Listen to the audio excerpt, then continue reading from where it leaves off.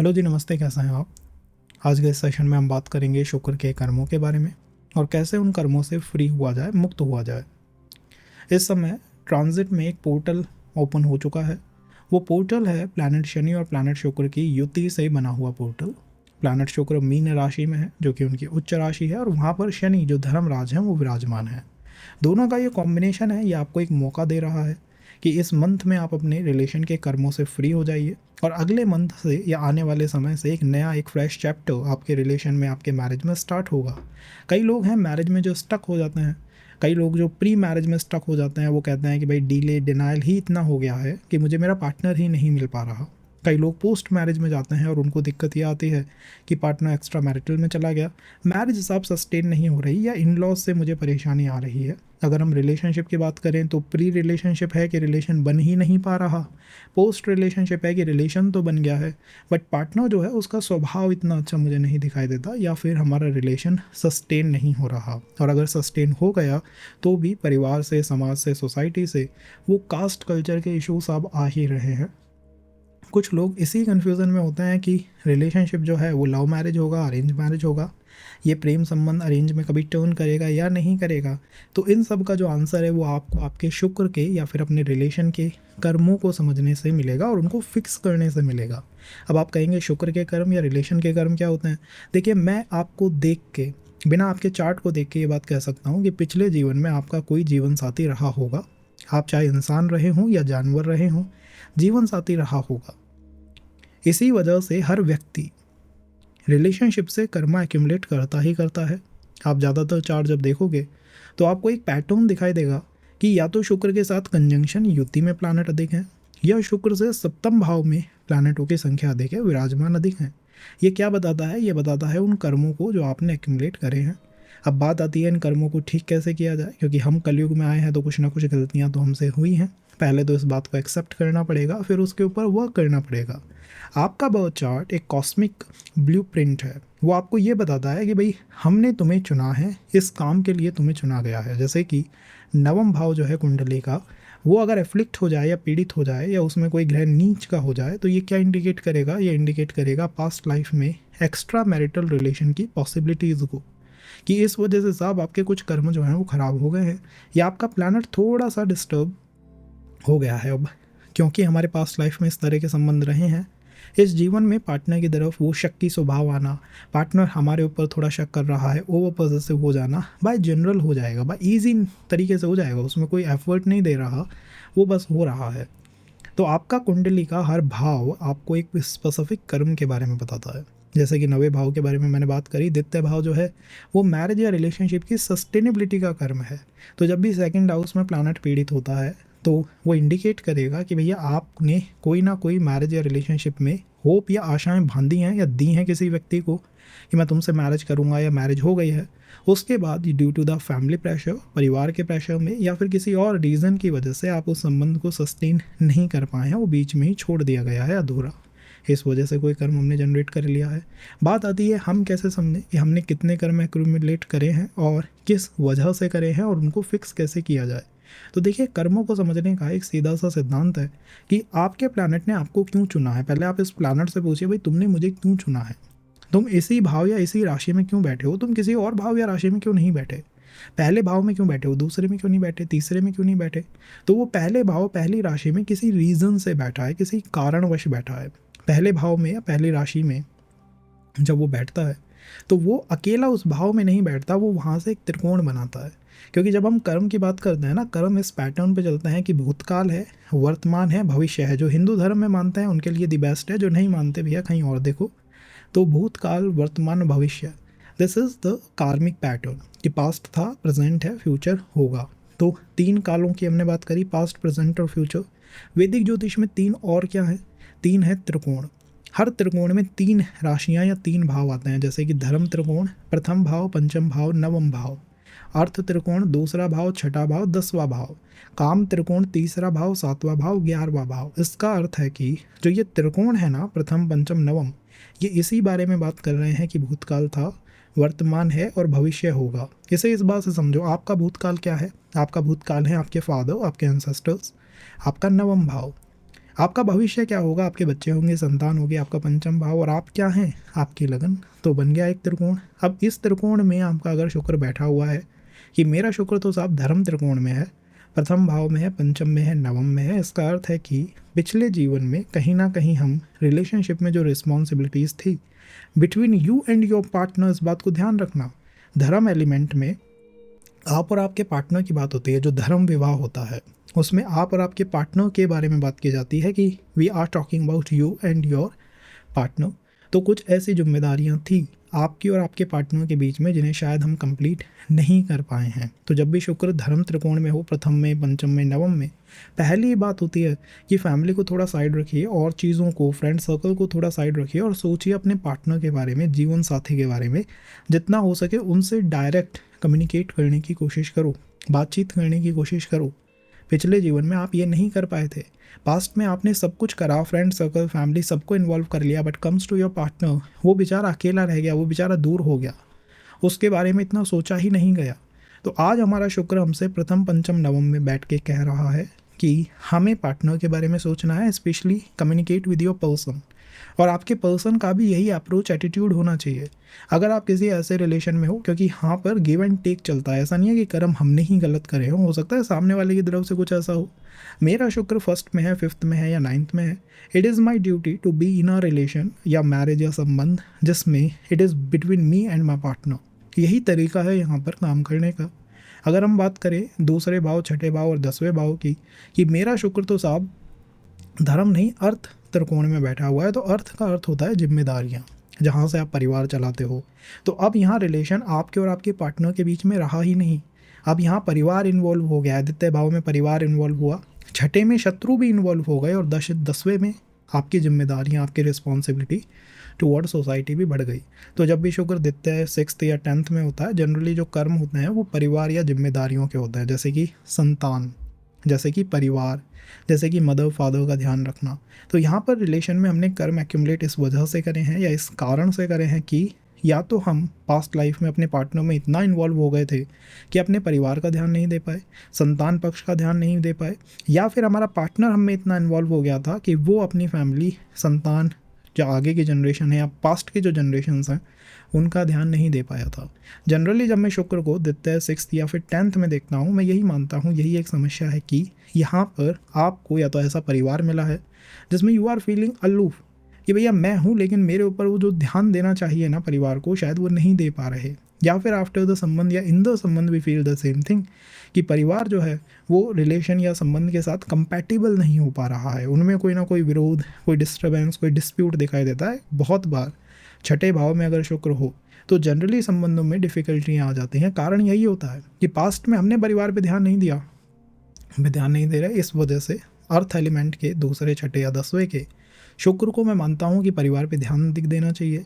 और जो कर्म आपने एक्यूमुलेट करे हैं वो रिलेशन की सस्टेनेबिलिटी से है। ये रिलेशन में सब कुछ ठीक था, विवाह में सब कुछ ठीक था, चीज़ें चल रही थी, लेकिन संबंध को हम स्थायी नहीं कर पाए, वो स्थायित्व संबंध के अंदर नहीं आया। कारण कुछ भी हो सकता है, वो परिवार हो सकता है, वो over involvement in others matter हो सकता है, ओवर पॉजिटिव होना हो सकता है, या फिर आगे संतान प्राप्ति के बारे में ना सोचना भी हो सकता है। तो ये यहाँ पर एक बेस कर्म बनता है। अगर यही शुक्र आपके काम त्रिकोण का पार्ट हो, तीसरे भाव, सप्तम भाव और 11वें भाव का, तो काम का मतलब काम का मतलब इच्छाएं, डिज़ायर। जनरली जो एक्स्ट्रा मैरिटल संबंध होता है उसमें 3rd हाउस या 9th हाउस इन्वॉल्व होता है। तो अगर शुक्र 3rd हाउस में है तो मेरा मानना है पास्ट लाइफ में या तो आपने या आपके पार्टनर ने, दोनों में से किसी एक व्यक्ति ने अपना पूरा जीवन न्यौछावर कर दिया दूसरे के लिए, दूसरे के बारे में ही दिन रात सोचा। आज आपका शुक्र आपसे क्या चाहता है, वो चाहता है कि आप अपनी इच्छाओं को, डिज़ायर्स को कंप्लीट करें। लेकिन डिज़ायर कंप्लीट करने में इस बात का ध्यान रखना चाहिए कि 3rd हाउस, 7th हाउस और 11th हाउस में शुक्र कई बार मल्टीपल रिलेशंस दे जाता है, इन जनरल दे जाता है, क्योंकि इच्छाएं जब जन्म लेती हैं, जनरेट होती हैं, they go out of hand. 3rd house में स्पेशली, तो अगर आपका शुक्र 3rd हाउस में है तो बहुत ध्यान से देखिएगा कि यहाँ पर ये ज़्यादा कर्मों को एक्यूमुलेट करेगा, ज़्यादा रिलेशंस जीवन में लेके आएगा, और फ्लर्टिंग टेंडेंसी भी थर्ड हाउस में थोड़ी अधिक देखने को मिलती है। But one thing for sure is कि आप और आपके पार्टनर के बीच में कोई ना कोई एक स्पेसिफिक डिज़ायर है जो अभी कंप्लीट नहीं हो पाई है। अगर 11th हाउस में है तो पिछले जीवन की हो सकती है, भाई पास्ट में हमारी कोई डिज़ायर थी कि एक दूसरे के साथ मिलके संतान प्राप्ति हो गई, बाहर घूमना हो गया, फिरना कुछ भी हो गया। लेकिन थर्ड हाउस और 7th हाउस में जनरली वो एक्स्ट्रा मैरिटल के फेयर को डेफिनेटली बनाए रखता है। तो उस कर्म से हमें बाहर निकलना चाहिए कि मैं ओवर इंडल्ज ना हो जाऊं रिलेशन में, मैं ओवर इंडल्ज ना हो जाऊं अपने पार्टनर के अंदर ही कि मैं अपनी इच्छाओं को भी पूरा ना करूं, अपनी डिज़ायर्स को भी पूरा ना करूं। तो एक तरह की संभावनाएं, एक तरह की समानता, एक तरह का बैलेंस लेके आना चाहिए कि भैया ना मुझे उधर ओवर इंडल्ज होना है, ना उस पार्टी को मेरे अंदर ओवर इंडल्ज होना है। We have to focus on our individual growth. That is the karma for third house, 7th house and 11th house. With karma I am telling you the approach as well कि कैसे वहाँ पर operate करना है। और अगर ये 4, 8, 12 में हो तो चौथा भाव, 8वां भाव, 12वां भाव, दैट इज़ द मोक्ष भावा, मोक्ष त्रिकोण। तो मोक्ष त्रिकोण का शुक्र इज़ ऑल अबाउट द मोक्ष और द लिबरेशन कि भैया यहाँ से अब लिबरेट होना है। मैं मानता हूँ 4th हाउस, 8th हाउस और 12th हाउस में भी अष्टम भाव के शुक्र में इन जनरल आपको ज़्यादा कर्मास दिखाई देंगे। बिकॉज 8th हाउस एक तो त्रिक भावा के अंदर आता है और उसी के साथ साथ अष्टम भाव के कारक हैं शनि। 6th हाउस के कारक भी शनि है, बट अष्टम हाउस के पूर्ण कारक हैं शनि महाराज। इस वजह से अष्टम भाव में अगर शुक्र हो तो कहते हैं थोड़ा व्यक्ति को रिलेशन में अधिक रोना पड़ता है। अधिक रोने का मतलब है कि हाँ वहाँ चीज़ें धीमे धीमे शने शने टाइम लेके होती हैं। क्यों? क्योंकि या तो हमने पास्ट के अंदर जो पर्टिकुलर मोक्ष है ना, लिबरेट होना, कि लिबरेट हो जाना है, किसी चीज़ से मुक्त हो जाना है। कोई पर्टिकुलर चीज़ है जो लंबे समय से चलती आ रही थी बट हम उससे लिबरेट नहीं हो पाए। किसी एक चीज़ पे बहुत स्ट्रांगली हम अटैच हो गए और ये चीज़ अगेंस्ट आर पार्टनर थी। जैसे कि चौथे भाव में शुक्र है, मान लीजिए आप एक रिलेशन में जाते हो या आपके पास्ट के बारे में बात करते हैं कि आप पास्ट के अंदर किसी ऐसे संबंध के पार्ट बन गए थे जहाँ पर आप अपने पार्टनर के बारे में कम सोचते थे और अपनी फैमिली, अपनी मदर, इनके बारे में थोड़ा अधिक सोचते थे। तो चौथे भाव, 8वें भाव, 12वें भाव में जब शुक्र होता है वो कर्मा बेसिकली मोक्ष का कर्मा होता है, लिबरेट होने का कर्मा होता है। बट यहाँ आपका पार्टनर आपसे कह रहा है कि तुम लिबरेट हो जाओ। तुम किसी एक चीज़ से इतना जुड़ चुके हो, इतना मोहित हो चुके हो उस चीज़ पे कि उससे तुम्हें दूर होना होगा। जैसे कि in the case of Dhritarashtra, अगर आप धृतराष्ट्र को देखेंगे, डोंट टेक इट लाइक 4, 8, 12 में उनका शुक्र होगा, जस्ट थिंक अबाउट इट कि उनका जो मोह है या फिर उनका जो अटैचमेंट है वो अपने बच्चे दुर्योधन के प्रति इतना है कि he is not concerned about his wife, he is not concerned about his state. The same is the case है कि हम किसी चीज़ पे, वो अच्छी भी हो सकती है, बुरी भी हो सकती है, बट उस पर इतना अटैच हो गए थे कि हम दूरी नहीं बना पाए, हम डिस्टेंस नहीं कर पाए उस चीज़ से अपने पार्टनर के लिए। इस वजह से चौथे, 8वें, 12वें में जब शुक्र पीड़ित होता है या फिर एफ्लिक्ट होता है, जैसे कंबस्ट हो गया या रेट्रो हो गया या शनि के साथ है या राहु के साथ है या केतु के साथ है, तब पता है क्या होता है? तब ये होता है कि आपका पार्टनर इस जीवन में या फिर आप इस जीवन में किसी एक चीज़ के प्रति इतना मोहित हो जाते हो और आपका पार्टनर बिल्कुल उसका अपोज करेगा। जैसे कि आप अपनी मदर की तरफ इतने मोहित हो कि बिल्कुल घर में रहना है, मदर के साथ रहना है और इनके ही यहाँ पर मुझे कंफर्ट मिलता है, और आपका पार्टनर जनरली मदर को अपोज करेगा। इट नॉट कि वो मदर ही तत्व है, वो कुछ भी हो सकता है। जैसे कि आप मान लीजिए, for short example I am saying, कोई टीवी का चैनल हो गया, आप क्रिकेट से इतना इंडल्ज हो गए कि भैया मुझे तो क्रिकेट देख के ही नींद आती है, और आपके पार्टनर को क्रिकेट ही पसंद नहीं आएगा। क्योंकि यहाँ पर ये दिखा रहा है कि आपका पार्टनर आपसे डिमांड करता है कि भैया पास्ट में भी तुमने कुछ ऐसा करा है जिसमें तुम किसी चीज़ पे इतने लट्टू हो गए थे, मोहित हो गए थे कि लिबरेट ही नहीं हो पाए। यहाँ पर भी नहीं हो पा रहे हो। मोक्ष त्रिकोण, चौथे, 8वें, 12वें का शुक्र इसी तरह काम करता है। इस जीवन में व्यक्ति के लाइफ में एक पैटर्न बन जाता है। पैटर्न इस तरह हो सकता है कि आपका जो पार्टनर है, आपका जो पर्सन है, वो आपको लास्ट डिज़ायर की तरह दिखाई देगा। आपको लगेगा मेरे जीवन में सब कुछ फिक्स हो गया है यार, सब कुछ ठीक हो गया है, बस एक बार ये रिलेशन या मैरिज सही हो जाए ना, बस गंगा नहाया हो जाऊंगा, मौज हो जाएगी मेरी, तो मैं तो आनंद में आ जाऊंगा। That is a 4th, 8th, 12th। ये मोक्ष का त्रिकोण है। हम ये भी देख सकते हैं कि आप ये कर्म भविष्य में करोगे या फिर पास्ट में करके आ रहे हो, क्योंकि ये ध्यान रखना, हर त्रिकोण 3 चीज़ों को बताता है, भूतकाल, वर्तमान, भविष्य। तो वो भविष्य के कर्म भी दिखा सकता है कि भविष्य में ये तुम करोगे, इस जीवन में ये तुम करोगे, वर्तमान करके आ रहे हो, पास्ट। इतना सा फर्क है। अब हम बात करते हैं कि मेरा शुक्र अधिक कार्मिक है, मैं कैसे इस बात को समझूं। पहली बात देखिए, शुक्र का कंजंक्शन, शुक्र की युति, कि आपका शुक्र अधिक प्लैनेटों के साथ है। जैसे कि शुक्र का कई बार चंद्रमा के साथ होना, लोग इसे अच्छा मानते हैं और ये है अच्छा कि शुक्र हमारा चंद्रमा के साथ है, सब बहुत अच्छी बात है, बहुत कंफर्टेबल वाइब्स आपको रिलेशन में दे सकता है। लेकिन ध्यान रखना कि मून को डेस्टिनी ब्रेकर भी कहते हैं। इसका मतलब है कि चंद्रमा एक व्यक्ति या एक रिलेशन पे कभी ललायत ही नहीं होता। तो एक्स्ट्रा मैरिटल फ्लर्टी हो जाना मून वीनस का एक बेस कर्मा होता है कि भैया ये तो कहीं नहीं हुए थे पास्ट के अंदर आप कि एक्स्ट्रा मैरिटल में चले गए, फ्लर्टी हो गए, थोड़ा सा लोगों से थोड़ा फ्लर्ट करने में बात करना, या फिर आपकी टेंडेंसी ऐसी हो गई कि भैया मैं बात करता हूँ बट सामने वालों को ऐसा लगता है I am just flirting with them. That is moon Venus Karma. Second, Venus का कंजंक्शन में किसी ऐसे प्लैनेट जैसे कि राहु, केतु या शनि कार्मिक नोड्स के साथ आ जाना, कि मेरा शुक्र इन 3 प्लैनेटों में से किसी के साथ भी हो, राहु के साथ, केतु के साथ या शनि के साथ, योर वीनस इज कार्मिक depending on the planet, the राशि किस तरह का कर्म है, किस त्रिकोण का वो पार्ट है। तो वो त्रिकोण का एक बार देख लेना कि आपका शुक्र किस त्रिकोण का पार्ट हुआ है। इन थर्ड, आपका वीनस कंबस्ट तो नहीं है, कंबस्ट वीनस बुरा नहीं होता, बस जनरली इतना होगा कि आपका जो पार्टनर है वो थोड़ा कुपित अवस्था में होगा। कुपित का मतलब गुस्सा करता है, सब थोड़ा सा गुस्से में रहता है, थोड़ा एंगर इश्यूज हैं इस व्यक्ति को, ये कुपित अवस्था में होता है। पहला पार्ट जो है सेशन का, उसमें हमने शुक्र की जन्मकालीन स्थिति ली है। अपने बहु चार्ट में शुक्र को देखो, आपने शुक्र के कर्मों को देखो, शुक्र आपका हैवी कार्मिक है या कम कार्मिक है। अगर हैवी कार्मिक है कैसे पता करना है, टाइम स्टैम्प में सब बताया है और कौन से कर्म हो सकते हैं। दूसरा, ये जो गोचर हो रहा है ये बहुत इंपॉर्टेंट है। ये गोचर शनि और शुक्र का जो मिलना हो रहा है ये इंपॉर्टेंट है। ये आपको एक पर्टिकुलर कर्म से मुक्त कर देगा ताकि नेक्स्ट कोई नया रिलेशन संबंध स्टार्ट हो सके या पुराने संबंध में ही नई ऊर्जा आ सके, वापस से रिलेशन में वो स्ट्रेंथ आ सके। उसके लिए ये जो पर्टिकुलर कॉम्बिनेशन है बहुत अच्छा कॉम्बिनेशन बना हुआ है।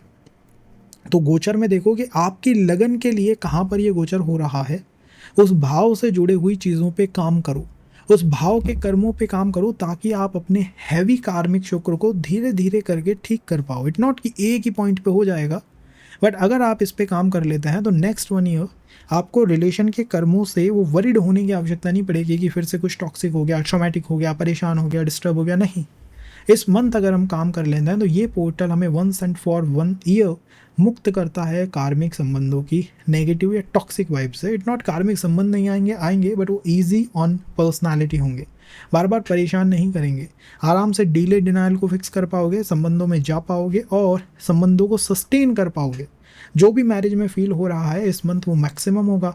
जैसा मैंने पहले सेशंस में भी कहा है, तो कैसे फिक्स करना है अप्रोच मैंने बताई है, जस्ट वर्क ऑन इट। फिर भी कोई क्वेश्चन होता है कमेंट में ड्रॉप करोगे। In fourth I think retro होना, तो वीनस का रेट्रोग्रेड होना भी ये इंडिकेट करेगा कि आपका शुक्र कार्मिक तो है, लेकिन यहाँ कर्म का मतलब है कि पास्ट लाइफ से कोई व्यक्ति आपके जीवन में प्रवेश करेगा, फ्रॉम द पास्ट लाइफ। तो यहाँ पर जो कार्मिक कनेक्ट है वो आपको एक लेसन की तरह दिखाई देगा कि पिछले जीवन में जिस व्यक्ति को आपने संबंधों में कुछ प्रॉमिस करा है या जिस व्यक्ति के साथ थे, वो इस जीवन में वापस आपकी लाइफ में किसी भी मोड पे किसी भी टाइम पे प्रवेश कर सकता है। अब वो काम की वजह से है, मोक्ष की वजह से है, अर्थ की वजह से है, डिपेंड करता है कि किस त्रिकोण का पार्ट आपका शुक्र बना है। तो उसको एक बार चेकआउट करो। एंड इन फिफ्थ मेरा मानना है कि शुक्र का किसी रेट्रोग्रेड प्लैनेट के साथ होना, शुक्र अगर किसी रेट्रोग्रेड प्लैनेट के साथ है तब भी वो उस कर्म को अपने अंदर समाहित कर लेता है, क्योंकि शुक्र जो है वो जल तत्व का प्लैनेट है। जल बहुत सेंसिटिव होता है, जिस शेप में आप रखोगे, जिस बर्तन में आप रखोगे उसका रूप धारण कर लेगा। इसी तरह शुक्र है, जिस प्लैनेट के साथ बैठेगा ना उसका रूप धारण कर लेता है, उसकी एनर्जीज़ को ग्रेस्प कर लेगा, उसकी एनर्जीज़ को महसूस करना शुरू कर देगा। तो अगर आपका शुक्र मान लो शनि रेट्रोग्रेड के साथ है और आप मुझसे कहें कि मेरा रिलेशन कार्मिक नहीं है, तो मेरे लिए विश्वास करना थोड़ा सा मुश्किल होगा, बिकॉज सैटर्न रेट्रोग्रेड का रूप शुक्र ने धारण किसी न किसी पॉइंट पे कर लिया है। अब ये तो हुआ सामान्य बात। इन जनरल मैंने जैसा कहा कि हर व्यक्ति के रिलेशंस में चीज़ें थोड़ी कार्मिक होती हैं, क्योंकि देखो पास्ट में आपका मैं ये प्रिडिक्ट कर सकता हूँ कि भैया आप किसी जीवन साथी के साथ थे। अब सेकंड बात ये आती है कि इंटेंस कर्मास कौन से होते हैं, इंटेंस कार्मिक कब बनता है। तो देखो आपके चार्ट में अगर कोई कंबस्ट प्लैनेट है या रेट्रो प्लैनेट है तो उसका नाम एक पेपर पे लिख लो, कागज़ पे लिख लो। जैसे मानो मेरे चार्ट में जुपिटर इज रेट्रोग्रेड, ठीक है, या जुपिटर इज कंबस्ट, जो आपको लेना है। जुपिटर की 2 राशियाँ होती हैं, तो कौन कौन सी राशि हो गई, 9 और 12 जुपिटर की ये राशि है। अगर आपको राशियाँ नहीं पता प्लैनेट की, let us know, will help you in that matter as well. अगर बुध रेट्रोग्रेड है तो बुध की 2 राशियाँ हैं, मिथुन और कन्या, 3 और 6। अब आपने जुपिटर की राशियाँ देख ली, अब आप नवमांश कुंडली अपनी खोलिए और नवमांश कुंडली में देखिए कि 9 और 12 जो जुपिटर के हमने नंबर निकाले थे, कहीं शुक्र इनमें तो नहीं बैठा। 3 और 6 जो हमने बुध के नंबर निकाले थे, कहीं शुक्र इनमें तो नहीं बैठा। अगर वो इनमें बैठा है तो ये है इंटेंस कर्म प्लैनेट का, यहाँ पर आपने इंटेंस कर्मा को एक्यूमुलेट करा है। तो एक है बेसिक कर्म, वो जो केसेस थे वो बेसिक कर्म के केसेस थे, वो बड़े केसेस नहीं हैं। इंटेंस कर्म के केसेस यहाँ से बनते हैं। इन दो केसेस में जो कर्म है वो इंटेंस। अब आप लोग कहेंगे कर्म इंटेंस का मतलब क्या है? देखिए समझ तो आप भी जाता है कि कर्म इंटेंस है, इसका मतलब क्या है, बट वो आदत होती है कि भाई कुछ इसका पॉजिटिव भी है क्या। पॉजिटिव ये हो सकता है कि हमारा जो संबंध है वो जीवन में निश्चित रूप से प्रवेश करेगा। मतलब अगर किसी के चार्ट में डिनायल भी हो मैरिज का, पाप कर्तरी से 7th हाउस या नवामशा में जैसे भी देखा जाता है, तो भी मैं कह सकता हूँ कि आपकी मैरिज होगी, क्योंकि आपके चार्ट में शुक्र ने कर्मा एक्यूमुलेट करे हैं। भाई कर्म एक्यूमुलेट करोगे तो कोई ना कोई पर्सन तो आएगा लाइफ में, ताकि वो उन कर्मों को खाली कर सके। तो ये इसका पॉजिटिव साइड है। और नेगेटिव साइड क्या है? कार्मिक होना। इसका मतलब है कि चीज़ें प्री प्लान्ड अधिक हैं, हम चीज़ों को बदलना चाहते हैं, हम डेस्टिनी से फाइट करना चाहते हैं, लेकिन वो फाइट करने में बहुत एनर्जी, बहुत शक्ति, बहुत पावर हमारी लॉस्ट या कंज्यूम हो जाती है। अब आप कहेंगे इसका समाधान कैसे हो सकता है? समाधान का समय ही चल रहा है। प्लैनेट शुक्र इस समय मोक्ष तत्व के अंदर है, और मोक्ष तत्व में भी मीन राशि जो उनकी उच्च राशि है, इसमें वो शनि धर्मराज के साथ बैठे हुए हैं। ये धर्मराज आपकी मदद करेंगे ताकि आप उस कर्म से मुक्त हो पाएँ। अब आपको अपनी कुंडली को ओपन करना है और ये देखना है कि ये युति इस समय कहाँ बनी है।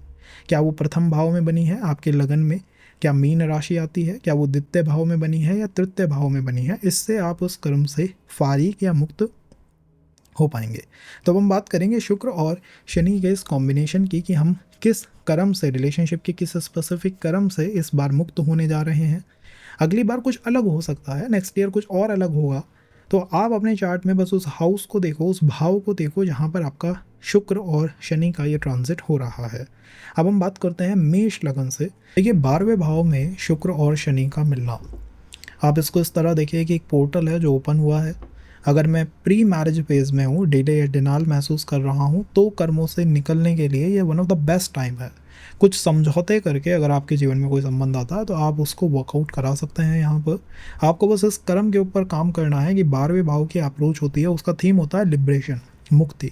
तो 12वें भाव में जब शुक्र और शनि का संबंध बनेगा ना, तो एक तरह की मुक्ति, एक तरह का लिबरेट होना आपको अपनी अप्रोच, रिलेशनशिप की अप्रोच में इंक्लूड करना होगा। अगर आप किसी चीज़ पे स्टक हो गया, यार मेरी चेकलिस्ट तो ये है, मुझे मेरे पार्टनर में ये चीज़ें चाहिए, बट मेरा संबंध नहीं हो पा रहा, मैं डिले डिनाल महसूस कर रहा हूँ, दिस इज़ द टाइम कि आप इस चीज़ पे काम करो, उस चेकलिस्ट को थोड़ा सा शॉर्टन करो, आउट करेंगी। अगर हम रिलेशनशिप के बारे में बात करें तो 12वें भाव से लॉन्ग डिस्टेंस या फिर 12वें भाव से ऐसे संबंध आते हैं जो कि मतलब ड्रीमी संबंध है, जिन्हें आप दूसरों को एक्सप्लेन नहीं कर सकते, लाइक मुझको भी एक्सप्लेन नहीं किया जा सकती। आप जो चीज़ें अपने संबंध में महसूस करते हो, और अगर आप किसी संबंध में नहीं हो तो 12वां भाव ड्रीमी संबंध के बारे में बताता है कि मेरी ये चेकलिस्ट है, मैं कुछ इस तरह का पार्टनर अपने जीवन में चाहता हूँ, लेकिन कोई संबंध नहीं बना पा रहा। अगर हम पहले बारे में बात करें कि आप पोस्ट रिलेशनशिप में हो, किसी संबंध के अंदर तो हो, लेकिन उस संबंध के अंदर आप उसको एक्सप्लेन नहीं कर सकते, दूसरों को समझा नहीं सकते, तो best approach is the liberation approach, कि भैया इस चीज़ से बाहर निकल जाइए। इस चीज़ से बाहर निकलने का मतलब है जिन चीज़ों को आप समझाना चाहते हैं, जिन चीज़ों को आप बताना चाहते हैं, वो चीज़ अपने माइंड से वाइप आउट कर दो।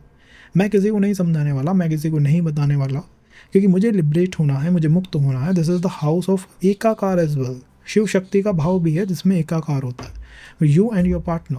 ये अप्रोच रख के मुझे लगता है कि 12th हाउस में ज़्यादा अच्छी तरह से आप अपने रिलेशन में ऑपरेट कर सकते हैं, चाहे वो लॉन्ग डिस्टेंस हो, चाहे ये महसूस हो कि भाई मेरा जो रिलेशन है मुझे ऐसा महसूस हो रहा है कि ये कुछ out of the box, out of the blue कुछ मुझे फील हो रहा है, बट क्या ये सही है, क्या ये गलत है, मैं किसी और से पूछ लूँ, कोई और मुझे बता देगा? नहीं, जो फील हो रहा है, आई think so this is the best thing. And अगर हम किसी रिलेशनशिप में है ही नहीं तो 12वां भाव आपको मदद करेगा, आपको हेल्प करेगा किसी रिलेशनशिप का पार्ट बनने में, लेकिन आपको उसके अप्रोच का ध्यान रखना होगा। वो अप्रोच ड्रीमी अप्रोच है, वो अप्रोच लॉन्ग डिस्टेंस अप्रोच है, वो अप्रोच ऐसी अप्रोच है कि मैं किसी संबंध में हूँ, इवन मैं ट्रस्ट नहीं कर पा रहा कि मुझे इस व्यक्ति की तरफ रिलेशन का इंटेंसिटी क्यों फील हो रही है, महसूस क्यों हो रहा है, this is just not going to happen, but still I want to explore it.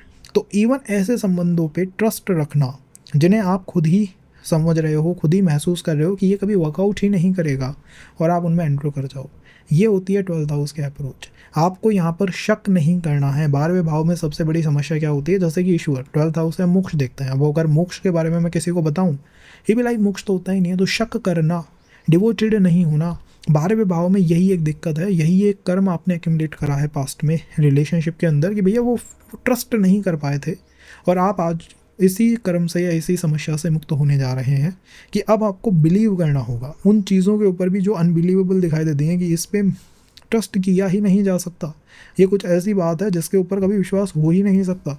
यहाँ पर बिलीव करके संबंध को इनिशिएट भी किया जा सकता है, चलाया भी जा सकता है, एग्जीक्यूट भी किया जा सकता है। जनरली जो अप्रोच है लॉन्ग डिस्टेंस अप्रोच है, थोड़े हिडन रिलेशन से अप्रोच है, बिकॉज 12वां भाव लीन भाव के अंदर आता है। लीन भाव में चीज़ें थोड़ी सी छुपी हुई होती हैं, और छुपी होने के साथ साथ उनको समझ पाना और समझा पाना इज़ नेक्स्ट टू इम्पॉसिबल। तो if you feel this is happening between you and your partner, चीज़ें समझ नहीं आ रही, थोड़ा कन्फ्यूज़न रहता है, थोड़ा हम ड्रीमी महसूस करते हैं, या फिर मैं एक संबंध में तो हूँ लेकिन इस संबंध का फ्यूचर क्या होगा इसको लेके ओवर थिंक करता रहता हूँ, आई थिंक सो समय आ चुका है इस चीज़ पे वर्क करने का। तरीका क्या हो सकता है? तरीका 12वें भाव में होता है कि आप लॉर्ड विष्णु के प्रति थोड़ा डिवोटेड हो जाएं, और दूसरा अगर हो सके तो नीलकंठ शनि स्तोत्र को पाठ करना या उसको चैंट करना शुरू कर दें, काफ़ी मददगार होता है। इवन कुछ डोनेट करना, भैया आपके हाथों से कुछ जाए, कुछ छूटे तो सही, कुछ निकले तो सही जेब से, तब जाके यहाँ पर ये भाव मदद करता है। अगर हम 11वें भाव की बात करें फॉर द वृषभ लग्न, आपके 11वें भाव के अंदर ये युति इस समय बनी हुई है। 11वां भाव जो है एकादश भाव, लाभ भाव के साथ साथ अधूरी इच्छाओं का भाव है, अधूरे संबंधों का भाव है। तो यहाँ पर बताया पोस्ट रिलेशनशिप या फिर पोस्ट मैरिज, मतलब जिनके रिलेशन रह चुके हैं, जो मैरिज में हैं, उनके लिए बेस कर्म ये है कि कभी ना कभी आपने अपने रिलेशन में कोई गलती करी है। उस गलती का कारण कुछ भी हो सकता है, वो आपके फ्रेंड सर्कल हो सकते हैं, किसी और पर्सन से आपने राय मांगी हो, कोई एडवाइस मांगी हो, और आप किसी रिलेशन को इन बिटवीन में ही छोड़ के आगे बढ़ चुके हो। मतलब कोई आपकी अधूरी इच्छा थी, अधूरा रिलेशन था, पास्ट रिलेशन था, उसको आपने फिनिश ही नहीं करा, उस पार्टनर को, उस पर्सन को कभी क्लैरिटी ही नहीं दी।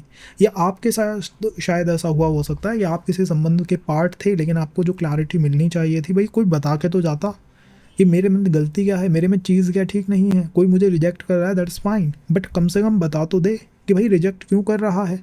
11th हाउस कर्मा, ऐसे कर्मों में कई बार व्यक्ति खो जाता है। वो ऐसा खो जाता है कि यार मुझे रिजेक्ट किया गया था बट मुझे कारण ही नहीं पता। तो एक तरह का डिप्रेशन, एक तरह का लो फील करना, आपने किसी को कराया हो या किसी ने आपको कराया, आई एम नॉट सेइंग कि आप ही गलत हैं, हो सकता है दूसरे पर्सन ने आपको करा दिया हो, लेकिन ये वो समय है जिसमें हम उस कर्म से फ्री हो जाएं, फारिग हो जाएं, ताकि हम एक नया चैप्टर स्टार्ट कर सकें रिलेशन में या मैरिज में। दूसरा, कोई ऐसा व्यक्ति भी हो सकता है जो रिलेशन का अब तक पार्ट ही नहीं बना है। तो 11वें भाव में सबसे बड़ी समस्या होती है इंट्रोवर्ट होना। जैसा मैंने कहा कि आपको कोई रिजेक्ट कर दे, आप किसी को रिजेक्ट कर दो, लेकिन आप उसको कारण ही ना बताओ। This is the introvert energy कि भैया मैं इतना एक्सट्रोवर्ट ही नहीं हूँ, मैं इतना करेज ही नहीं है मेरे अंदर या सामने वाले में कि वो उस चीज़ को फिक्स करे। आपको क्या करना है? एक्सट्रोवर्ट होना है यहाँ पर। ये आपके लिए रिलेशन का इस समय बेस कर्म है। अगर हम एक्सट्रोवर्ट हो जाते हैं, अगर हम थोड़ा सा इंडिपेंडेंट हो जाते हैं और इस पॉइंट पे आ जाते हैं कि भैया हम जिस भी संबंध में जा रहे हैं उसकी जिम्मेदारी हम लेंगे, और हो सकता है हम किसी कार्मिक संबंध में जाएं, मतलब पास्ट लाइफ से कोई पर्सन मेरे जीवन में प्रवेश कर जाए, या फिर कोई फ्रेंड सर्कल से ही रिलेशनशिप जो है वो चैनलाइज हो जाए, या फिर ऑनलाइन द कम्युनिकेशन, ऑनलाइन माध्यम से कोई व्यक्ति मेरे जीवन में प्रवेश कर जाए, सारी पॉसिबिलिटीज़ हैं। लेकिन बेस कर्म से फ्री होना होगा। अगर कोई पास्ट का संबंध है जिसमें अब तक क्लैरिटी ही नहीं आई है, आपने किसी को छोड़ा, किसी ने आपको छोड़ा, they give you know clear picture, भाई क्यों, कारण क्या है, रीज़न क्या है, हम उस कर्म में अभी तक अटके हुए हैं, भटके हुए हैं। तो हमारे लिए इस पूरे मंथ में पता है क्या अप्रोच होनी चाहिए? ये अप्रोच होनी चाहिए कि आप उस चीज़ से फ्री हो जाएं, फारिग हो जाएं। जितना जल्दी उस चीज़ से निकलोगे उतना जल्दी किसी संबंध में जाओगे, और जितना उस चीज़ में अटके रहोगे, लटके रहोगे, संबंध में नहीं जा पाओगे। फॉर द 11th भाव, अगर ये दशम भाव में हो तो दशम भाव है जिम्मेदारियों का भाव। यहाँ पर आप रिलेशन को पास्ट लाइफ में या इस लाइफ में हो सकता है कि आपने उस रिलेशन को रिलेशन की तरह नहीं, एक कंफर्ट लेवल की तरह नहीं, एक रिदम की तरह नहीं, बल्कि एक रिस्पॉन्सिबिलिटी की तरह, एक काम की तरह, एक ड्यूटी की तरह, 9 to 5 जॉब की तरह चलाया हो कि भैया इसमें मैंने इन्जॉय तो कुछ करा ही नहीं, मैं तो तुम्हारे काम करता रहा या तुमसे अपने काम करवाता रहा। दोनों तरफ हो सकता है, गिव एंड टेक में कर्मा काम करते हैं। तो अगर आप किसी ऐसे रिलेशन का पार्ट हैं, द पोस्ट मैरिज या पोस्ट रिलेशन, जहां आप ऐसा महसूस करते हैं कि इस संबंध में जो इन्जॉयमेंट है वो तो ना के बराबर है और जो काम है वो अनलिमिटेड है, तो this is the month to work on it. उसके ऊपर आप काम करें ताकि आप उस चीज़ को आगे भविष्य में सस्टेन कर पाएँ या खींच के ले जा पाएँ। जैसा मैंने आपसे कहा था, दशम भाव जो है वो अर्थ एलिमेंट का भाव है। तो अर्थ त्रिकोण के भाव में जनरली हमारे संबंध पार्टनर के साथ नहीं, उसके परिवार, अपने परिवार के साथ भी होते हैं। तो अगर आप ये महसूस करते हैं कि your family is involve a lot in your relation, in your marriage. Like अगर आप मैरिड नहीं है, मैं I will talk about it कि हम प्री मैरिज प्री रिलेशन की भी बात करेंगे, बट अगर आप हैं और family is over involve, your side, father side और your partner side, this is the time to say भाई बहुत हो गया। It is not the right way to over indulge और over involve in the personal relation. ये यहाँ पर एक अप्रोच रखनी चाहिए ताकि हम संबंधों को अच्छी तरह खींच पाएँ। अदरवाइज़ क्या होगा, अदरवाइज़ एक तरह का डिस्टेंस, एक तरह का सेपरेशन, एक तरह का तनाव, एक तरह की इनसिक्योरिटी हम हमारे संबंध में महसूस करेंगे and we can not feel rigid there. ऐसा महसूस होगा कि मैं किसी रिलेशन का मतलब एक इन्जॉयमेंट की राइड का पार्ट नहीं हूँ, मैं तो किसी बैलगाड़ी का पार्ट बन गया हूँ और मेरे ऊपर तो ये रिस्पॉन्सिबिलिटी है कि भैया तुम्हें इसे खींचना ही खींचना है, ये काम तो तुम्हें करना ही करना है। I hope you got your point. अगर हम बात करें प्री मैरिज या प्री रिलेशन की, कि मैं रिलेशन में ही नहीं हूँ and I am still looking for someone, facing the delay, denial, family is over involve, ask them to not do so. उनसे कहो कि भैया तुम ओवर इन्वॉल्व मत हो, अगर तुम ओवर इन्वॉल्व हो जाओगे तो संबंध बनेंगे ही नहीं। दिक्कत ये हो जाएगी, जो प्री संबंध में है उनके जीवन में कोई संबंध, कोई रिलेशन हो सकता है कि आपके ऑफिस से आ जाए, हो सकता है कि आप किसी कम्युनिटी, किसी ऑर्गेनाइजेशन, किसी एजुकेशन इंस्टीट्यूट का पार्ट रहे हैं लंबे समय से और वहाँ से कोई संबंध आपको इस समय देखने को मिल जाए। तो संबंध कहाँ से आ सकता है, talked about it and in second, जैसा मैंने आपसे कहा, don't take it like a duty. उसको एक ड्यूटी की तरह मत लो, एक खींचने की कोशिश मत करो कि मतलब वो वही पैटर्न हम फॉलो कर रहे हैं जो हम 5 महीने से फॉलो करते आ रहे हैं। रोज़ उठते हैं 5 बजे, चेक करते हैं मैट्रिमोनियल, कोई आता है उसको मैसेज करते हैं, ऐसा कि same pattern. The 10th house is asking you not to follow the same pattern. उस पैटर्न को फॉलो मत करो अगर आप कर रहे हो तो। अगर हम 9वें भाव की बात करें तो 9th house in relationship is all about set of rules. ये बंधन का भाव है, ये धर्म का भाव है, ये आपको धर्म के अनुसार चलना सिखाता है। ये आपको ये बताता है कि कुछ ऐसी लिमिटेशंस हैं समाज के अंदर, मतलब जैसे एक पर्सन दूसरे पर्सन के साथ रहेगा, मल्टीपल पर्सन्स के साथ नहीं रहेगा, तो ऐसे कुछ रिस्ट्रिक्शंस हैं, कुछ नियम कायदे हैं दुनिया में रहने के। 9वें भाव से पता लगता है।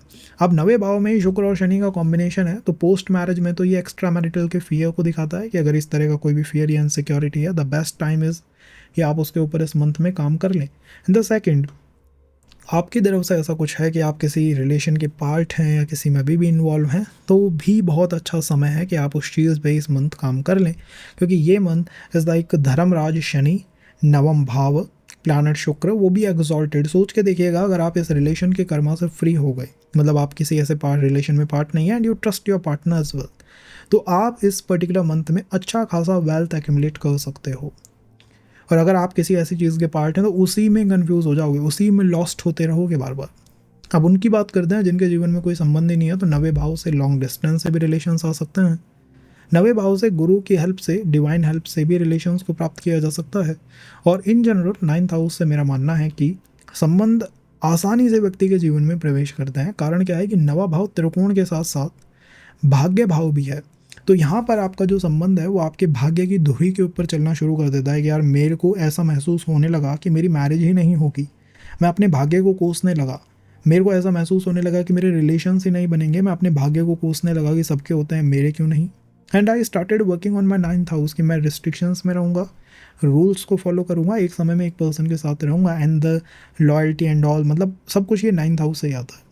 ठीक है, अगर आपने इस चीज़ को अपनी पर्सनालिटी का पार्ट बना लिया, देन आई होप सो कि आप अपने जीवन में अच्छी तरह से संबंधों को ला भी पाएंगे, एक नया चैप्टर स्टार्ट कर पाएंगे और हो सकता है कि नेक्स्ट 12 महीने आपको रिलेशन में किसी टर्मोइल का सामना ही ना करना पड़े। हाँ, उन लोगों के लिए जो कास्ट कल्चर के किसी इशू में फंसे हुए हैं या सोसाइटी एप्रिशिएशन या एक्सेप्टेंस के किसी इशू में फंसे हुए हैं, ये मंथ बहुत इंपॉर्टेंट मंथ है। उन लोगों के लिए ही बस मैं सजेस्ट करूँगा, क्योंकि ये 9th हाउस में हो रहा है। बेस्ट 2 अप्रोच हो सकती हैं। फर्स्ट इज़ विजिटिंग अ ज्योतिर्लिंग, 9वें भाव के लिए Kashi Vishwanath. Second is a long travel बहुत मदद करती है। And third is having a गुरु और नाम दीक्षा, मतलब गुरु का मतलब है जीवित जो गुरु हैं उनसे उनका नाम लेना, उनसे दीक्षा लेना। ये जो काम है ये आपको 9वें भाव में बहुत मदद करेंगे। अगर हम बात करें फॉर द अष्टम भावा कि इस समय मेरे शुक्र और शनि का जो कंजंक्शन है वो अष्टम भाव के अंदर हो रहा है।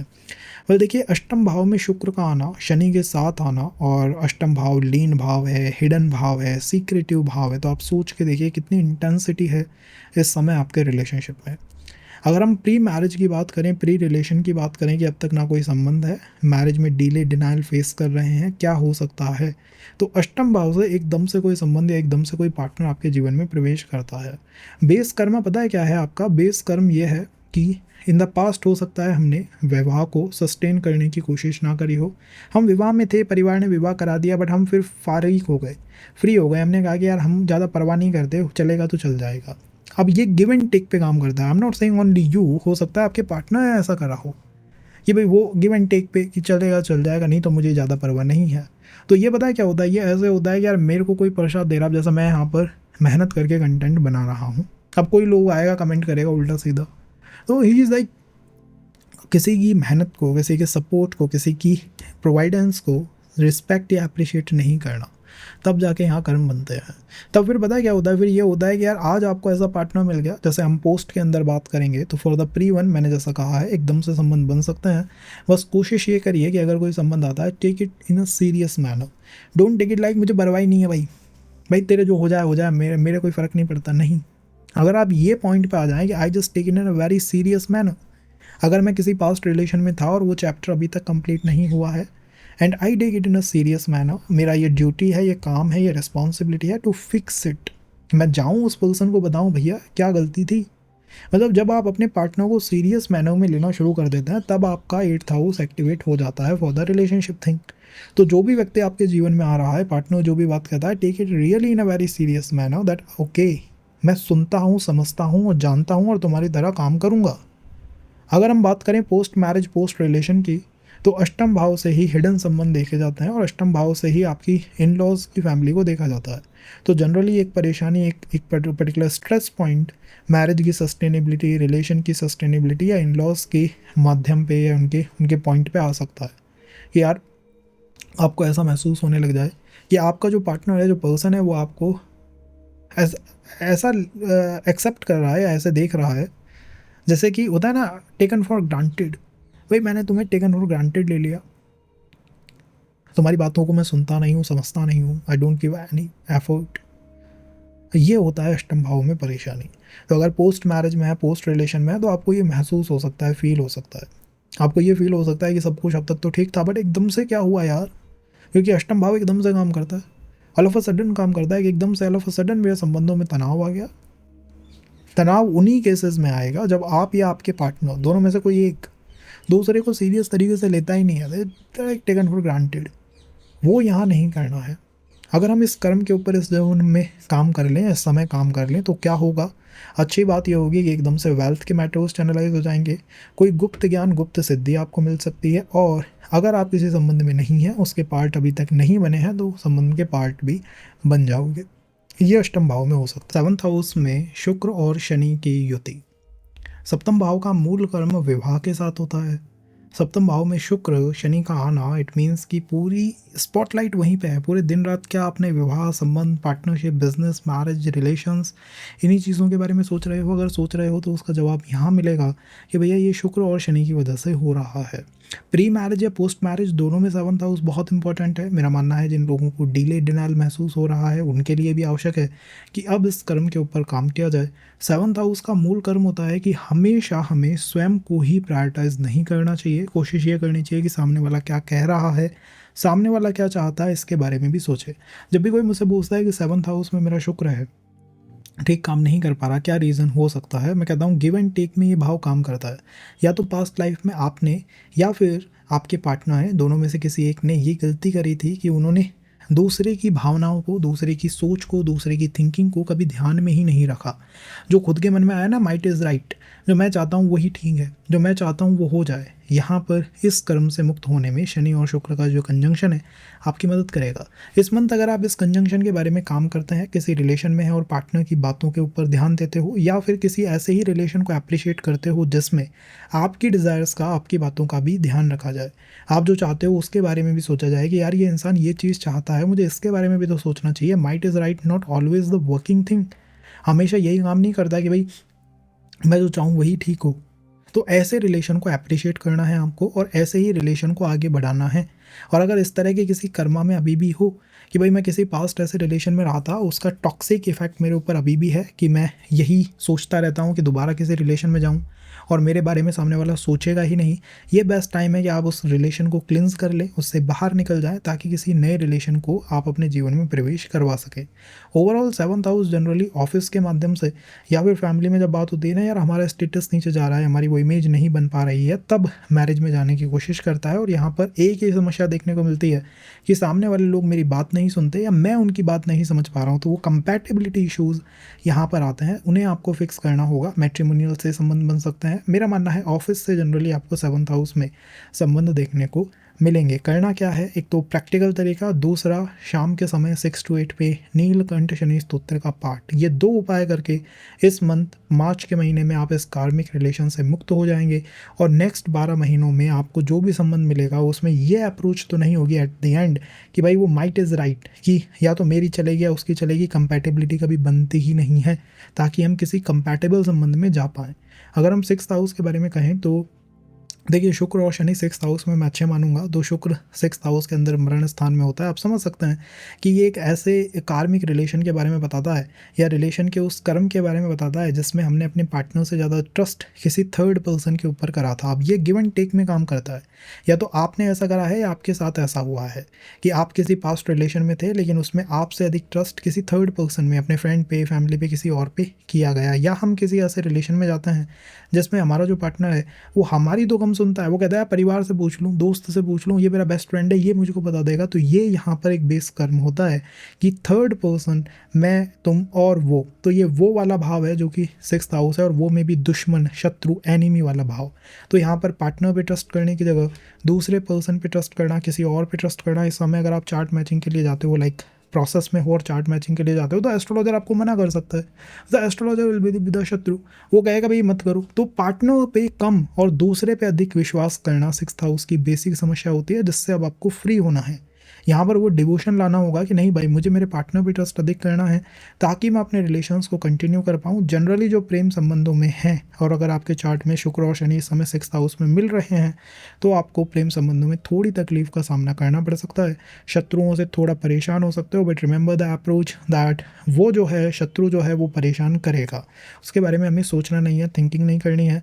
और जिन लोगों की मैरिज हो चुकी है, कारक जो है वो पीड़ित हो रहा है 6th हाउस में, तो आपकी मैरिज को चैलेंज किया जाएगा, ऑब्स्टेकल्स लगाई जाएंगी, चुनौतियां दी जाएंगी। हो सकता है परिवार का ही कोई सदस्य है जिस पे आप विश्वास करते हैं अपने पति पत्नी से भी ज़्यादा, वही आपके लिए कुछ परेशानियां ले आए। तो ध्यान ये रखिएगा कि अगर मन में कोई भी विचार है तो it is better to first clear it with your partner than to clear it with someone else. और पार्टनर पे ट्रस्ट करना is the base approach of the 6th house. इसी कर्म को इस समय आप फिक्स करने वाले हैं, इस एक मंथ में फिक्स कर लेंगे। सजेशन ये हो सकता है कि काल भैरव मंदिर को शाम के समय विजिट किया जाए, एंड द सेकंड पार्टनर पे ट्रस्ट रखा जाए। तो ये 2 प्रैक्टिकल काम अगर आप कर लेते हो तो इस मंथ मेरा मानना है कि आप बहुत हद तक अपने कार्मिक संबंध की अप्रोच या इंटेंसिटी से फ्री हो जाएंगे, मुक्त हो जाएंगे। अगर हम पंचम भाव की बात करें कि भाई मेरा शुक्र और शनि तो 5th हाउस में मिल रहा है, तो पंचम भाव इज द हाउस ऑफ समर्पण, हाउस ऑफ डिवोशन। तो ये ज़्यादातर बात करता है प्रेम संबंधों की।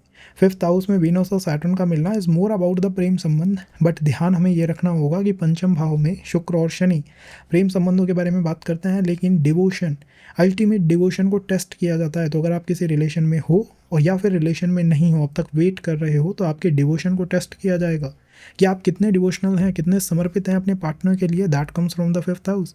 If you feel you are not समर्पित, लाइक कुछ करना है, कुछ रेमेडीज़ करनी है, या फिर आप किसी रिलेशन में हो, आपका पार्टनर आपको क्वेश्चन करेगा, चैलेंज देगा, बार बार नए टास्क देगा, टेस्ट करना चाहेगा आपकी स्ट्रेंथ को कि भैया तुम मेरे प्रति कितने समर्पित हो। तो समर्पण के कर्मों को इस बार हमें यहाँ पर फिक्स करना होगा, अपने समर्पण दिखाना होगा, या पार्टनर को बताना होगा कि भैया देखो वी आर द समर्पित पर्सनालिटीज़। इन द सेकेंड, अगर मैरिज के अंदर है तो पंचम भाव जनरली मेरा मानना है उन्हीं संबंधों में समस्याएं देता है। वैसे मैरिज में 5th हाउस कभी इतना प्रॉब्लम नहीं देता, केवल तब प्रॉब्लम देता है जब वी आर नॉट समर्पित या समर्पण नहीं होता। तो अब आप समझ सकते हैं कि समर्पण या समर्पित से किस किस तरह के रिलेशंस के बारे में मैं बात कर सकता हूँ। तो उन सब रिलेशंस के अंदर कुछ टेस्टिंग यहाँ पर हो सकती है।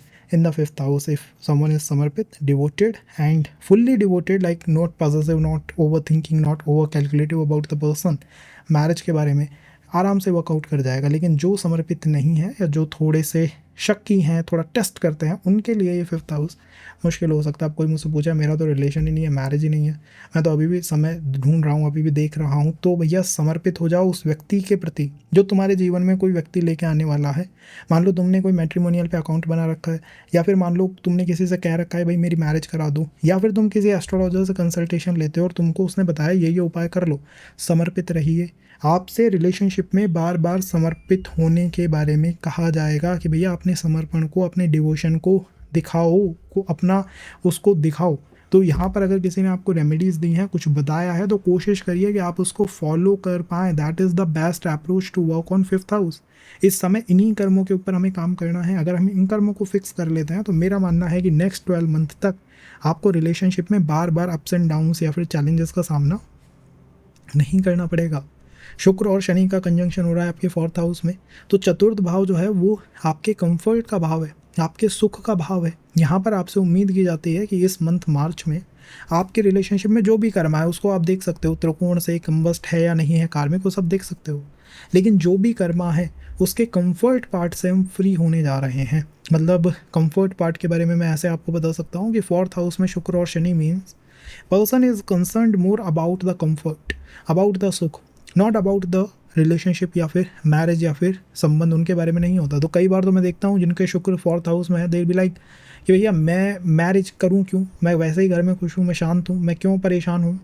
तो कंफर्ट को यहाँ पे टेस्ट किया जाएगा, सुख को टेस्ट किया जाएगा। कैसे टेस्ट किया जाएगा? मान लीजिए आप किसी रिलेशन के अंदर हैं, then again and again challenges या ऑब्स्टेकल्स आ सकती हैं। वो टेस्ट करेंगे कि भैया ये व्यक्ति रिलेशन के प्रति मतलब कॉशियस है या नहीं है, ये रिलेशन के प्रति समर्पित है या नहीं है, या फिर ये बस अपने कंफर्ट को लेके समर्पित है। या फिर मान लो आपका रिलेशन है, इट इज़ वर्किंग फाइन, शुक्र और शनि आपके 4th हाउस में आए, एकदम से आपके पार्टनर ने आपको ब्लॉक कर दिया, या फिर एकदम से कुछ ट्रबल्स आ गई, तो it is like testing you कि आप अपने कंफर्ट को अपने पार्टनर में देखते भी हैं या नहीं देखते हैं। अगर वो पर्सन आपसे दूर हो जाए, so like you are running toward her, behind her और नॉट। ये पहला पॉइंट हो गया। दूसरा, मैरिज में भी द सेम थिंग, वही कंफर्ट लेवल वाली बात कि भैया सब कुछ ठीक चल रहा था बट एकदम से कुछ ऑब्स्टेकल्स आई पार्टनर को या मुझे, तो अदर पर्सन मेरी ध्यान, मेरा टेक केयर करेगा या नहीं करेगा, उस तरह से ये टेस्ट करेगा। अब जिन लोगों का ये नहीं होगा, जिन लोगों को मान लो ऐसा फील हुआ कि लाइक सामने वाला पर्सन जो है वो हमको इतना तरजीह नहीं दे रहा, इतनी इंपॉर्टेंस नहीं दे रहा, उतना हमको इतना कंफर्ट हमारे लिए नहीं सोच रहा, उनको दिक्कत आएगी, उनको प्रॉब्लम रहेगी। एंड इन थर्ड, जिनका कोई संबंधी अभी तक नहीं है, then 4th house is the house of comfort, house of सुख भावा। तो सुख भाव आपसे वो आशा करता है, उम्मीद करता है कि आप थोड़ा कोशिश करें अपने रिलेशन के लिए, थोड़ा उसे इस तरह से देखें कि जब कोई पार्टनर आपके जीवन में आ जाएगा तभी आप कंप्लीटली सुखी हो सकते हैं। आप मान लीजिए कोई पर्सन है, देख रहा है सेशन को, ये भी लाइक कमेंट करेगा यार मेरा तो कोई रिलेशन ही नहीं है, और वो दिन रात जो है वो पबजी खेलता है या दिन रात जो है PS5 पे लगा रहता है, तो उसने उस संबंध को अपने सुख से जोड़ ही नहीं रखा। जब आप उसे अपने सुख से जोड़ लेंगे तब आप उसके ऊपर काम करना शुरू करेंगे। जब आप काम करेंगे, then you will have someone, person, relation, anyone you can call in your life. तो सुख, पर्सन को सुख के साथ कनेक्ट करके रखना है, सुख के साथ जोड़ के रखना है। कोशिश ये करनी है कि पहले ये मान के चलना है कि यार ये जो रिलेशन है ना, दिस इज़ द रियल सुख for me, real comfort for me. अगर आप इस मंथ में कोई रिलेशन देखते हैं, कोई संबंध आता है, क्योंकि आएगा, हो सकता है घर से आ जाए, हो सकता है आपके मदर आपके जीवन में कोई संबंध ले आए, ये पॉसिबल है कि आपके जीवन में कोई संबंध आ जाए, but then you have to think यार हाँ मैं मैरिज कर लूँ ताकि परिवार को भी वो सुख मिल सके। ये एक तरीका हो गया ताकि हम डिनाइल को ख़त्म करें। बट आपने अगर अपने आप को कहीं और कंफर्ट दे रखा है, आपके लिए marriage is like a secondary thing, you are like मैं ऑफिस में ठीक है, मैं आराम में हूँ, दैन यहाँ पर उस कर्म को ख़त्म करने का ये समय है, उस एटीट्यूड को, उस पर्सनालिटी को बदलने का ये समय है कि अब हम इस चीज़ को बदलें, और जगह से ज़्यादा अब हम रिलेशन के टुवर्ड भी थोड़ा कम्फी फील करें कि हाँ यार relation is real the comfort for me और इन माई लाइफ। अगर यही आपके 3rd हाउस में हो, मान लो तीसरे भाव में, तीसरा भाव कम्युनिकेशन का भाव है, तीसरा भाव आपके कंफर्ट का नहीं पराक्रम का भाव है, तो यहाँ पर आपसे पता है क्या पूछा जा रहा है, यहाँ पर आपसे कहा जा रहा है कि आप अपने रिलेशन में क्लियर कम्युनिकेशन रखिए, सही कम्युनिकेट करिए, अपनी बातों को सही से कम्युनिकेट करिए। जब सही से अपनी बातों को कम्युनिकेट करोगे, रिलेशन काम भी करेगा। और मान लो कोई रिलेशन या संबंधी आपके पास नहीं है, तो 3rd house is the house of पराक्रम, इनिशिएटिव लेना। मान लो आप एक इंट्रोवर्ट पर्सनालिटी हो, नहीं होगा, क्योंकि यही वो कर्म है, ये वो प्रॉब्लम है जिसको फिक्स करने के लिए ये पोर्टल ओपन हुआ है आपके लिए। ये पोर्टल आपसे कह रहा है कि भैया तुम जो है वो कैप्रिकॉन लगन के व्यक्ति हो, तुम्हारे लिए तीसरे भाव में हो रहा है, अगर तुम एक इंट्रोवर्ट पर्सनैलिटी हो, then be the extrovert one, be the front leader one, take the initiative, take the courage, have the courage, communicate. और जिन लोगों की मैरिज हो चुकी है उनके लिए मेरा मानना है थर्ड हाउस को मैं एक अच्छा भाव मानता हूँ, बस वही है, एफर्ट देने का भाव है, कम्युनिकेट करने का भाव है। इस समय आपको ये महसूस हो सकता है यार मैरिज में सब कुछ ठीक था, ठीक है, लेकिन फिर भी वो जो कम्युनिकेशन है ना पार्टनर के साथ, it is not working very well, then I think so कि आपको उसको सही करना चाहिए, उसके ऊपर काम करना चाहिए, ताकि आप इस बेस कर्म से निकल सकें, बाहर आ सकें। अगर यही द्वितीय भाव में हो तो द्वितीय भाव is all about sustainability of marriage, marriage की स्थिरता, रिलेशनशिप की स्थिरता, और फैमिली और संबंध को दोनों को एक पैरेलल रिदम पे चलाना। अगर आप मान लीजिए कुंभ लगन के व्यक्ति हैं, द्वितीय भाव में आपका ये कंजंक्शन हो रहा है, ये कंजंक्शन, ये युति आपसे डिमांड करती है कि एक पोर्टल ओपन हुआ है ताकि तुम मार्च के महीने में अपने इस एक इशू से मुक्ति पा सको। Second house the house of marriage, परिवार आपसे कह रहा है मैरिज नहीं हुए हो, मैरिज नहीं हुई है, this is the time to work on it, उसके ऊपर आप काम करें। हमसे गलती क्या हुई है? गलती ये हुई है कि either we are not so serious about the संबंध, the second the partner is not serious about the संबंध, या फिर हम ऐसे संबंध में रहते हैं जिसमें हम या फिर अदर पर्सन एक दूसरे को टेकन फॉर ग्रांटेड लेता है, भाई वो तुमको सीरियस ही नहीं लेता और तुम उसके पार्ट हो, तब आप गलती कर रहे हो। और ये गोचर जो हुआ है शनि और शुक्र का, जो पोर्टल है सेकंड हाउस में, आपसे उम्मीद करता है कि आप इस चीज़ से फ्री या फारिग हो जाएंगे। अगर आप अभी भी किसी ऐसे संबंध का पार्ट है जिसमें taken for granted, like other person is not even worried कि तुम्हारे जीवन में चल क्या रहा है, नॉट गोइंग टू वर्क, बाहर निकलिए उससे। ये इस सेशन की, इस पोर्टल की उम्मीद है आपसे। इन द सेकेंड, रिलेशन और फैमिली को पैरेलल पे चलाना। अगर relation is going on, family is not even involve, parallel पे चलाइए, ये एक उम्मीद हो सकती है। एंड इन थर्ड, जिन लोगों का संबंध हुआ ही नहीं है, मेरा मानना है द्वितीय भाव से आपकी वाणी आती है, आपकी स्पीच आती है, और आपके रिलेशन में कितना आप एफर्ट दोगे, कितना सीरियस आप उसको लेके चलते हो, ये आता है। तो जिन लोगों का संबंध नहीं हुआ है ना, उन्हें मन में ये रखना चाहिए कि अगर मेरे पास जीवन में अब कोई संबंध आता है, कोई रिलेशन आता है, I will be so serious about it, will not take the other person for granted कि भैया मैं इसको बस ऐसे ही ले लूँ। नहीं, फैमिली के माध्यम से कोई संबंध आपके जीवन में प्रवेश कर सकता है। मेरा मानना है नियर बाय एनवायरनमेंट से, जिस एनवायरनमेंट में आप हो वहीं से कोई संबंध आपके जीवन में आ सकता है। या कोई ऐसा व्यक्ति आपको अप्रोच करता है जो कहता है कि भाई मैं परेशान हूँ क्योंकि मेरे पार्टनर ने मुझको थोड़ा सा मतलब वो सीरियस नहीं लेता, तो हो सकता है वहाँ पर आपके कुछ ऑप्शंस बिल्डअप हो जाएँ। लेकिन यहाँ द्वितीय भाव में नए ऑप्शंस बिल्डअप कम होता है, पहले वाले चले आ रहे हैं उन्हीं के बारे में ये बात करता है, क्योंकि द्वितीय भाव जो है वो स्थिरता का भाव है कि पहले से जो चल रहा है संबंध उसको स्थिर रखा जाए। अब स्थिर नहीं है तो मैंने आपको बताया है कि किस तरह से आप उसे स्थिर रख सकते हैं। और अगर मीन लगन की बात करें तो लगन में ही हो रहा है, तो वहाँ शुक्र और शनि का मिलना, इट मीन्स कि आप निश्चित रूप से सोचोगे संबंध के बारे में, रिलेशंस के बारे में। और जब आप अपने रिलेशन के बारे में सोचते हो तो लगन मतलब सेल्फ, आपको एक ही कर्मा फिक्स करना है, सेल्फ का कर्म, गिव एंड टेक पे ये काम करता है। हो सकता है कि आपने रिलेशंस के अंदर, अगर आप मैरिज में हैं, रिलेशनशिप में हैं, तो आप या आपका पार्टनर, दोनों में से कोई एक पर्सन सेल्फ के ऊपर फोकस ही नहीं करता, वो दूसरे के सामने लंब लेट हो जाता है बिल्कुल, कि मतलब मैं कुछ कहूँगा ही नहीं, तुम ही इस संबंध को चला लो, तो भी थोड़ा सा रिजिडनेस या दिक्कत आपको आ सकती है, परेशानियाँ आ सकती है। तो फर्स्ट लगन आपसे कह रहा है कंपैटिबिलिटी, द बैलेंस, दोनों के बीच में बैलेंस लेके आओ भाई। अगर वो बैलेंस नहीं है, एक पर्सन इज गिविंग इनिशिएटिव, दूसरा दे ही नहीं रहा, बहुत प्रॉब्लम्स आएंगी। और इस समय आपको इसी कर्म को फिक्स करना है। आप अपने कर्म को जान सकते हो, आपको अपने बर्थ चार्ट में शुक्र की पोजीशन देखनी है, जन्मकालीन। यहाँ पर आपको बस ये देखना है कि ये गोचर हुआ है लगन में, सेल्फ के कर्मों के ऊपर ये बात कर रहा है। कुछ कर्म मैंने ही एक्यूमुलेट करे हैं, इस वजह से हो सकता है कि मैंने या मेरे पार्टनर ने, दोनों में से किसी एक ने दूसरे पर्सन को कभी वो इम्पोर्टेंस ही ना दी हो। मतलब एक व्यक्ति अपनी बातों को दूसरे पे थोप रहा है। अगर आप किसी ऐसे संबंध में, थोड़ा सा उसको फिक्स कर लीजिए। द सेकेंड, अगर आप किसी ऐसे संबंध में नहीं है, आप रिलेशन में ही नहीं हो, first house the house of relation, it is asking you to focus on your true self, your true value, your true personality. And ये मंथ अपने आप को दो। अगर आप ये मंथ अपने आप को देते हो, आई कैन गारंटी यू कि आप अगले मंथों में संबंध में आराम से चले जाओगे। बट शुक्र जिस भाव में होता है ना, शुक्र कहता है ये मंथ, ये समय मुझे दे दो। लगन मतलब आप अपने शुक्र को ये समय दीजिए ताकि वो खुद पे वर्क करे, अपनी ड्रेसिंग सेंस पे, अपनी पर्सनालिटी पे, बिहेवियर पे, लुक पे, एटीट्यूड पे, इन सब चीज़ों पे। और जब इन सब चीज़ों पे काम कर लोगे, you can see a change in near by environment, कि लोग अब आपके साथ वो कंपैटिबिलिटी बिठाना चाहते हैं। उससे पहले अगर अभी भागोगे तो पता है क्या होगा, आप संबंध में तो चले जाओगे, लेकिन ऐसा संबंध बनेगा साहब जिसमें कोई आपकी सोचता ही नहीं है, कोई परवाही नहीं करता, सब दूसरा मुझे डोमिनेट करता है, परेशान करता है। ये कर्मा है जिनके ऊपर हमें काम करना है। तो गाइज ये जो सेशन है ये आपको एक पर्टिकुलर अंडरस्टैंडिंग देगा कि कैसे हम इसके ऊपर काम करें